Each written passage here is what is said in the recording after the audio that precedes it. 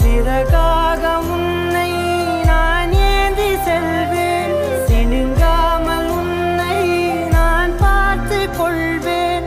ஒரு கோடி இன்பங்கள் உன்னை பார்த்த நொடியில், நான் வாழும் நாள் மட்டும் நீ எந்த மடியில்.